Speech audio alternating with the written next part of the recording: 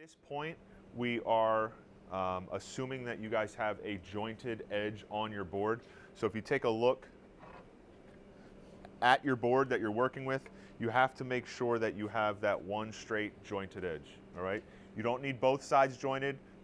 They can be unparalleled at this point, but you need to have at least one clean edge, all right? So today, like I said, we are going to be looking at compound miter saw, all right?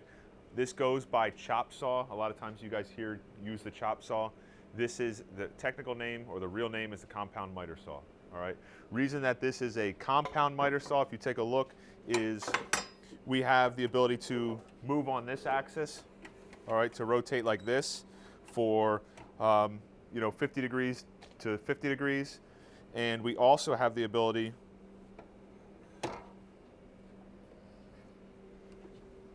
to move on this axis, all right? Is it 50 degrees of motion or 50 So degrees? where this becomes very, very valuable for us is if you're dealing with like crown molding. A lot of people use crown molding. A lot of times with crown molding, you're dealing with multiple degrees of angles to make those cuts. So 22.5 degrees, 22.5 degrees, you can actually do a true compound cut. So that's why it's called a compound miter saw, all right?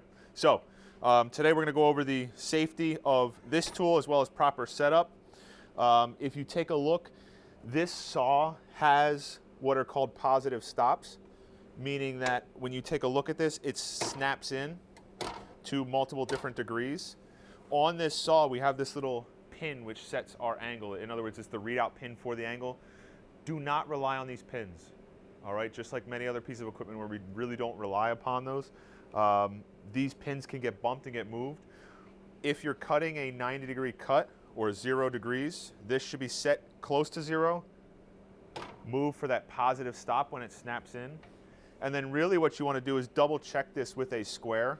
So with the saw unplugged so that you don't accidentally hit the power, double check your power.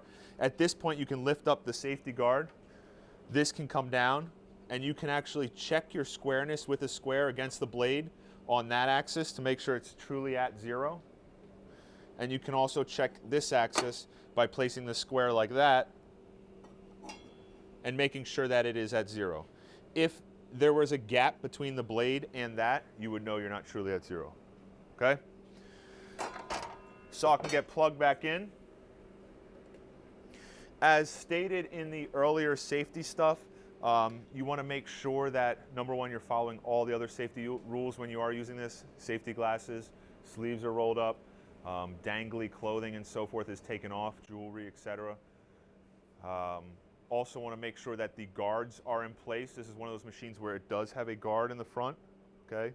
If the equipment has a guard, it should be used. Make sure this guard is there and is used correctly, all right? Not damaged and so forth, all right? Now, proper usage on this tool. This is going to cover basically finish cuts. So if you needed to rough cut a piece of lumber, you could basically bring that lumber over and simply lob it, all right? But this is going to cover finish cuts, safety with the cross cutting, okay? So looking at this saw is designed for cross cutting only, all right?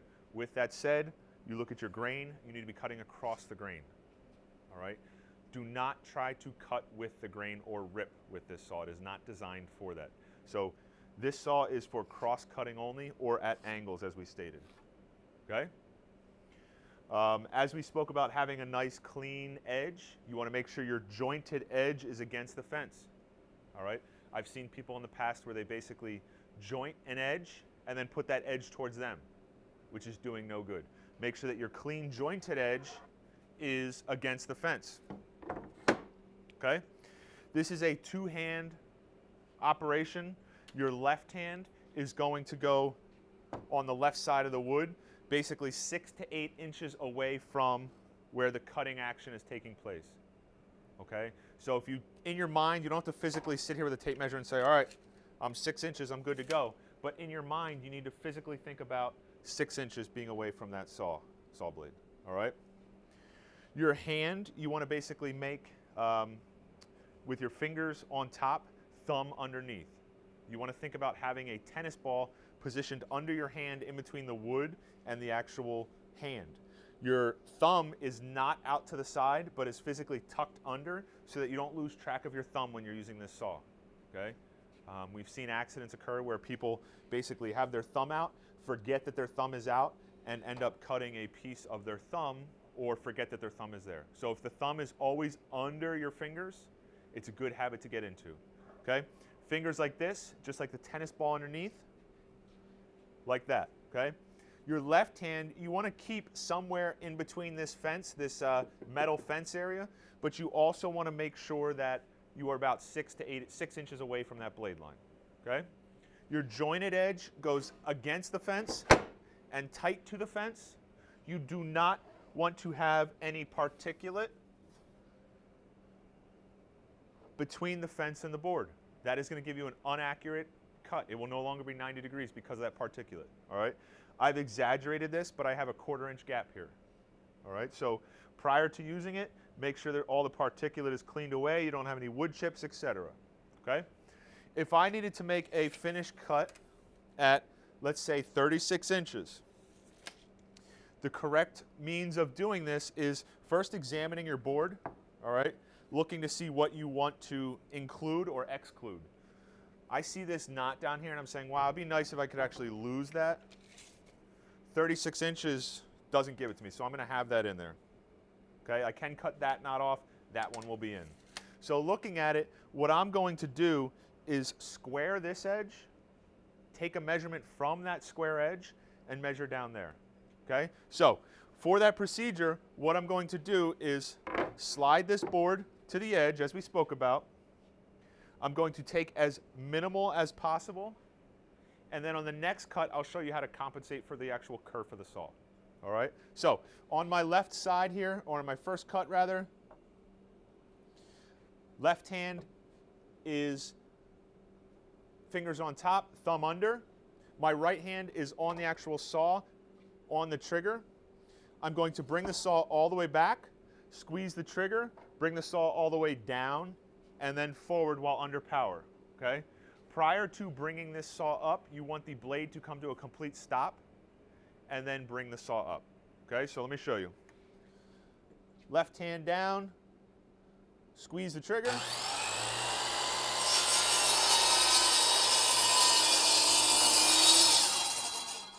You'll notice the saw comes to a complete stop, then I come up. This is so you are not lifting while this saw blade is in motion. Also, people lift, and this saw blade in motion can sometimes catch these little pieces. These little pieces will get hucked, all right? You'll actually hear that saw blade wind up, almost throw a pinging sound, and throw a little piece of wood, okay?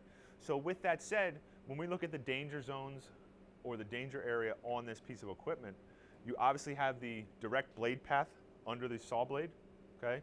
You also have behind the piece of equipment. So the danger zone on this compound miter saw is not only the blade path, but actually behind the saw. It's the reason that we place our saws against the wall, so that any little piece of debris that gets thrown, okay, will actually hit the wall, okay? Now, occasionally when you are cutting, you will cut through some pre-stresses or stresses in the wood, okay? Because it is a natural product, there can actually be like stresses in the wood. What can happen is as you're cutting, you can actually start to feel that saw slow a little bit. You can actually hear that it's struggling, it's actually slowing its RPMs. What's occurring is you're cutting through the stresses of the wood, and what's happening is the wood is actually closing and biting on the saw blade. So you're actually closing on what is the kerf of that saw blade. So as you cut, this is actually removing material, removing 1/8 of an inch or so. Both sides of the wood, as you cut through those stresses, will actually start to squeeze on that saw blade. As we know, friction is not our friend, okay? So what can happen on this saw, instead of this wood getting kicked out at you, what will actually occur is this saw, as you're cutting, will actually kick up like that, all right? And what's actually happening is this fence is resisting the motion of cut, all right? So our saw blade is spinning this direction, pushing the wood against the fence. The wood can't go any further, it's held by the fence. So what happens is this kicks up, okay? Now, there are warning signs for this, as I said. It basically starts to make noises. It'll start to slow a little bit, occasionally even see like smoke, like it's actually, the friction is causing this thing to actually slow the blade and everything, okay? If that's the case, instead of trying to push through that, your best bet is actually stopping. So if I'm pushing and it's struggling, stop, lift, slide in, and make a plunge cut. The plunge cut will actually cut through it as opposed to causing that friction to occur, okay? And you'll know, it will happen to some of you, okay? You just have to, you know, look for the warning signs. Hopefully that first time you hear it start to slow and grab, you understand and remember that, okay? So we made our first cut. This is now square. You could double check that with an actual square to make sure, once again, you are cutting true, to make sure it's at 90 degrees, which this looks good. At that point, I'm going to take my tape measure and actually measure my next cut, okay? I said I need 36 inches. What I'm going to do is grab this, measure out, mark 36, okay? Now, instead of just making a line, what I tend to do is make that little V, all right? The V signifies the exact point where you want it cut, okay? As a line can waver like this, a V has a distinct point, so it's telling somebody where you want that cut, especially if you're working with somebody else and you're marking for somebody else, okay? If I'm working with someone else and I'm marking for someone else, I'm gonna make a V. I'm also gonna make an X to signify scrap, so they know which side of the line to cut on. This is the piece I keep, this is my scrap, okay? So, I'm going to rotate the board so that all of my material is over there. If you need to, you might have to flip it to keep the jointed edge against the saw, if that makes sense, okay? So you might have to transfer the mark to the other side so that that jointed edge is over there. Now when you're looking at this, as you bring this saw blade down, I'm going to expose the guard so you guys can see. As you bring this saw blade down, you have the thickness of this blade that you're dealing with, okay? This blade happens to have 1/8" carbide teeth on it, so this produces an 1/8" kerf. The kerf is actually the material that is being removed by the saw blade, okay? If you put this right on the center of my mark, you are going to be a 1/16 of an inch off on a measurement, half of the kerf, okay? If you place it on the incorrect side of your mark, you are going to be an 1/8" off. So what's critical is, as I said, you have a nice mark. I tend to use that V, and you also place the X's, signifying that's where scrap is, okay? At that point, you can slide this over, place it right on your V, hold this tight with your left hand, come back with the saw goes on.